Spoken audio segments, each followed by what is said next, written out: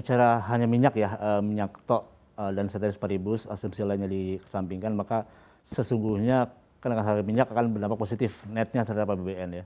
Sekitar 0,4 triliun dampaknya per $1 kenaikan dari asumsi ICP di APBN.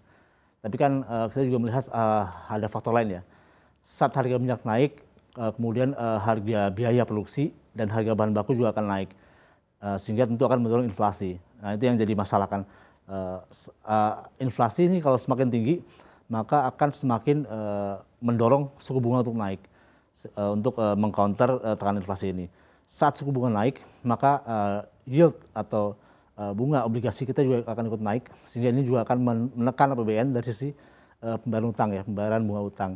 Setiap kenaikan 1% dari bunga SBN 10 tahun, itu akan menyebabkan kenaikan tambahan PBN, beban PBN itu akan bertambah 0,9 triliun.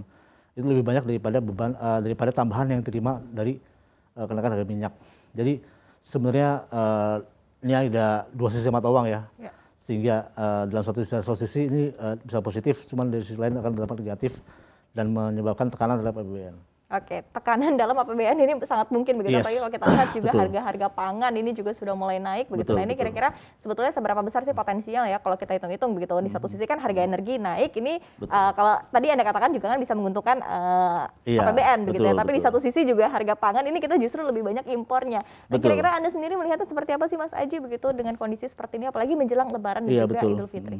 Jadi saat harga komoditas naik, terutama pangan ya, ini akan menekan dua sisi ya, sisi produksi dan sisi permintaan. Jadi supply demand itu dulunya kena. Supply-nya itu kena dari sisi kenaikan harga bahan baku. Bahan baku gandum, jagung, kedelai, semua pasti naik dan itu akan dialami oleh dunia usaha, sehingga mau tidak mau dunia usaha harus menekan harga jualnya untuk mempertahankan usahanya. Dan ini juga saat harga jual naik, konsumen yang kenakan, permintaan bisa terpengaruh. Jadi kenaikan harga pangan ini, komoditas pangan bisa mempengaruhi di dua sisi sekaligus, sisi supply dan sisi demand. Sehingga ini tentu akan jadi tantangan berat bagi perekonomian nasional tahun ini. Oke, kalau kita lihat dari anggaran subsidi sendiri, menurut Anda apakah memang sudah mulai perlu adanya perbincangan begitu untuk mulai dinaikkan? Karena kalau kita lihat dari bulan Januari saja, bulan pertama di tahun 2022 ini bahkan naiknya sudah hampir 4 kali lipat begitu untuk realisasi dari yang sudah dianggarkan begitu. Nah ini kira-kira seperti apa menurut Anda? Iya, kalau BBM sendiri mungkin masih aman ya, karena di pembukuan pemerintah itu yang disubsidikan hanya premium dan jumlahnya kecil ya. Tapi kemudian ada LPG dan listrik untuk energi ya. LPG dan listrik yang jadi masalah, yang akan jadi tekanan ya. Listrik terutama karena batu bara harganya naik, sehingga mau tidak mau kemudian harga HPP, harga produksi listrik juga harus naik, dan ini jadi tekanan ya bagi APBN ya. Kalau situasinya seperti ini terus menerus tanpa ada perkembangan positif, harga komoditasnya naik terus, minyak naik, batu bara naik, gas naik, maka ya mau tidak mau mungkin APBN harus disesuaikan, harus ada APBN perubahan untuk mengantisipasi atau menampung, mengabsorb dari perubahan dinamika perekonomian global yang saat ini terjadi. Oke, kalau dari Anda sendiri atau tim riset CNBC Indonesia melihatnya seperti apa? Apakah memang sudah perlu ada cakupan untuk subsidi-subsidi di komoditas-komoditas lainnya begitu? Karena yang naik juga kan serempak gitu, tapi kalau kita ketahui juga untuk subsidi tidak semua komoditas juga kan disubsidi oleh pemerintah. Ini kira-kira seperti apa? Kalau untuk subsidi tambahan sih mungkin kita harus secara legal formal itu tentu ada prosesnya ya, karena di APBN itu kan hanya ada subsidi energi dan non energi. Untuk non energi itu mungkin subsidi pupuk, subsidi benih, subsidi bunga kredit dan sebagainya. Tapi kalau subsidi untuk misalnya minyak goreng, subsidi gula dan sebagainya itu belum ada. Sehingga perlu pembahasan lebih lanjut dengan DPR untuk memberikan subsidi ke pos-pos itu, pos minyak goreng, pos gula dan sebagainya. Itu mungkin akan makan waktu, sehingga untuk saat ini hal yang paling tepat adalah mungkin bagi pemerintah stabilisasi harga aja sih, stabilisasi harga di pasar dengan cara operasi pasar adalah sesuatu yang paling mungkin dalam waktu dekat, dalam jangka pendek untuk menstabilkan harga.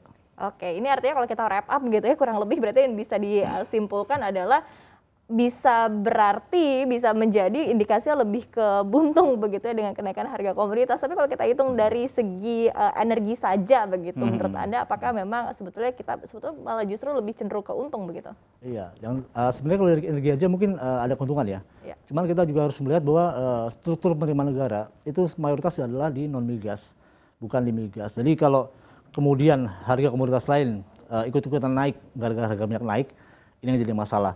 Saat tadi saya bilang harga bahan baku naik dan harga logistik atau distribusi itu naik karena harga minyak naik, itu tentu akan menekan laba atau sales dari dunia usaha. Saat sales atau laba dari dunia usaha turun, maka penerimaan pemerintah dari sisi PPH badan akan turun. Kemudian kalau pengusaha terpaksa menaikkan harga jual dan konsumen tidak kuat, konsumen memilih untuk menahan diri untuk belanja, kemudian juga PPN akan turun, penerimaan PPN akan turun, sehingga ini akan mempengaruhi pos penerimaan negara secara keseluruhan. Jadi memang kalau kita lihat secara dampak keseluruhan, harga komoditas ini lebih jadi beban buat APBN daripada jadi berkah gitu loh. Oke, ini justru menarik ya kalau kita lihat malah poinnya juga bukan dikatakan juga cukup pesimistis ya, tapi bisa kita lihat dari aspek-aspek lainnya ya Mas Aji. Nah tapi mungkin hal-hal yang bisa dilakukan oleh pemerintah di tengah kondisi seperti ini, apakah justru ada strategi-strategi seperti misalnya ya menaikkan royalti batu bara atau justru meningkatkan bea keluar, apakah hal-hal seperti ini sudah bisa diterapkan begitu di tengah kondisi seperti ini? Bisa saja ya, bisa sangat mungkin ya, karena dengan kondisi harga komoditas yang sedang naik seperti ini, tentu pemerintah bisa mengcapture atau menangkap peluang untuk penerimaan negara dari sektor lain seperti migas ini, sehingga jadi tambahan buat penerimaan ya. Satu lagi sih kalau menurut saya tarif PPN yang akan naik bulan April itu mungkin ada baiknya dipertimbangkan ulang, sehingga itu tidak menambah beban dunia usaha dan menambah beban rumah tangga, sehingga kemudian dikhawatirkan kalau PPN-nya naik plus dengan harga komoditas naik, maka daya belinya masyarakat kena, sehingga itu PPN juga akan terdampak gitu loh. Sehingga ada baiknya pemerintah juga mengkaji ulang soal penerapan PPN ini, tarifnya naik agar kemudian menjaga daya beli dan juga melindungi APBN sendiri, karena supaya PPN-nya penerimaannya tidak turun.